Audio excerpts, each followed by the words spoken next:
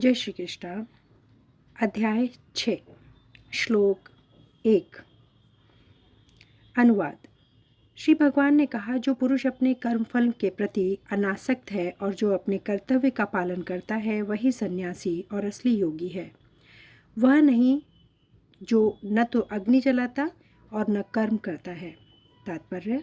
इस अध्याय में भगवान बताते हैं कि अष्टांग योग पद्धति मन तथा इंद्रियों को वश में करने का साधन है, किंतु इस कलयुग में सामान्य जनता के लिए इसे संपन्न कर पाना अत्यंत कठिन है।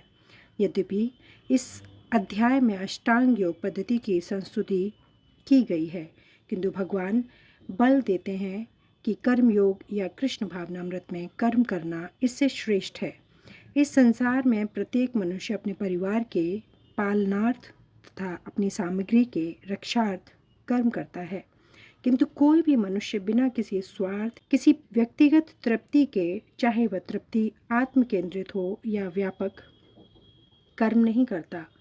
पूर्णता की कसौटी है कृष्ण भावनामृत में कर्म करना। कर्म के फलों का भोग करने के उद्देश्य से नहीं, कृष्ण भावनामृत में कर्म करना प्रत्येक व्यक्ति का कर्तव्य है, क्योंकि सभी लोग परमेश्वर के अंश हैं।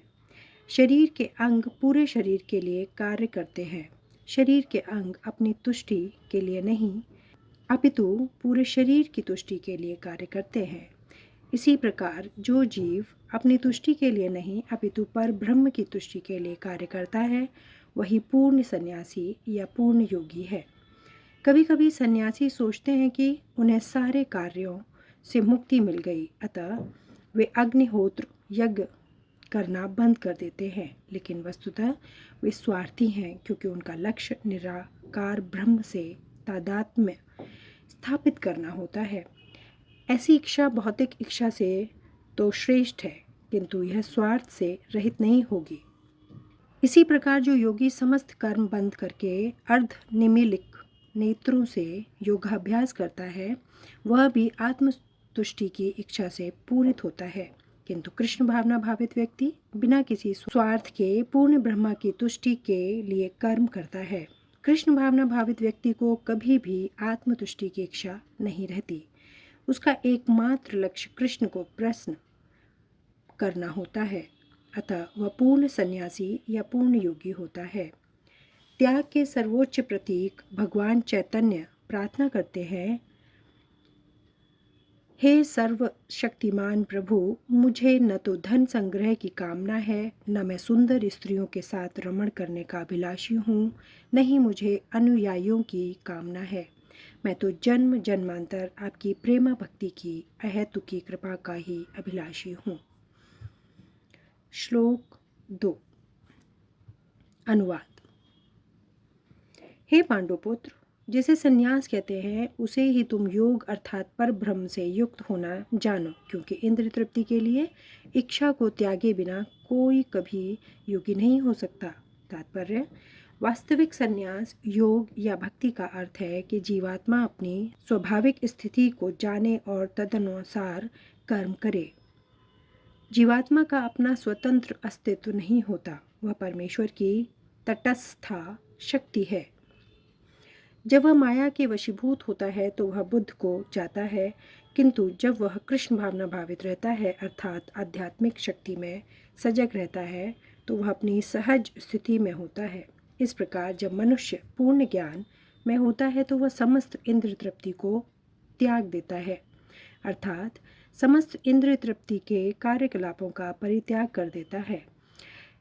इसका अभ्यास योगी करते हैं, जो इंद्रियों को भौतिक आसक्ति से रोकते हैं, किंतु कृष्ण भावना भावित व्यक्ति को तो ऐसी किसी भी वस्तु में अपनी इंद्रिय लगाने का अवसर ही नहीं मिलता जो कृष्ण के निमित्त न हो।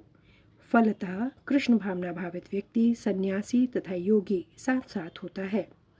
ज्ञान तथा इंद्रिय निग्रह योग के ये दोनों प्रयोजन कृष्ण भावनामृत द्वारा स्वतः पूरे हो जाते हैं। यदि मनुष्य स्वार्थ का त्याग नहीं कर पाता तो ज्ञान तथा योग व्यर्थ रहते हैं।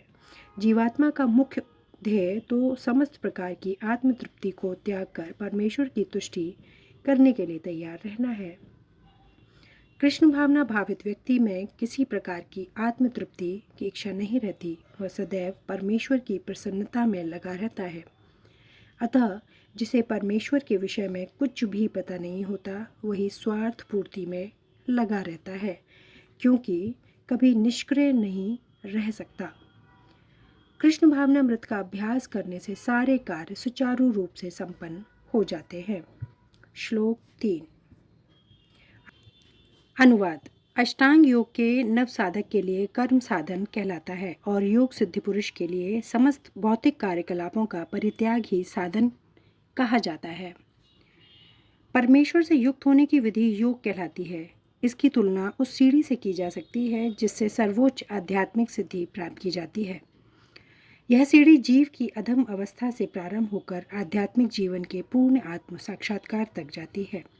विभिन्न चढ़ावों के अनुसार इस सीढ़ी के विभिन्न भाग भिन्न भिन्न नामों से जाने जाते हैं, किंतु कुल मिलाकर यह पूरी सीढ़ी योग कहलाती है और इसे 3 भागों में विभाजित किया जा सकता है: ज्ञान योग, ध्यान योग तथा भक्ति योग। सीढ़ी के प्रारंभिक भाग को योगा रुरुक्षु अवस्था और अंतिम भाग को योगा रूढ़ कहा जाता है। जहाँ तक अष्टांग योग का संबंध है, विभिन्न यम नियमों तथा आसनों, जो प्राय शारीरिक मुद्राएं ही हैं, के द्वारा ध्यान में प्रविष्ट होने के लिए आरंभिक प्रयासों को सकाम कर्म माना जाता है। ऐसे कर्मों से पूर्ण मानसिक संतुलन प्राप्त होता है, जिससे इंद्रियां वश में होती हैं। जब मनुष्य पूर्ण ध्यान में सिद्धस्त हो जाता है तो विचलित करने वाला समस्त मानसिक कार्य बंद हुए माने जाते हैं। किंतु कृष्ण भावना भावित व्यक्ति प्रारंभ से ही ध्यानावस्थित रहता है, क्योंकि वह निरंतर कृष्ण का चिंतन करता है। इस प्रकार कृष्ण की सेवा में सतत व्यस्त रहने के कारण उसके सारे भौतिक कार्यकलाप बंद हुए माने जाते हैं। श्लोक 4।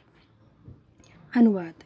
जब कोई पुरुष समस्त भौतिक इच्छाओं का त्याग करके न तो इंद्रिय तृप्ति के लिए कार्य करता है और न सकाम कर्मों में प्रवृत्ति होता है, तो वह योगारूढ़ कहलाता है।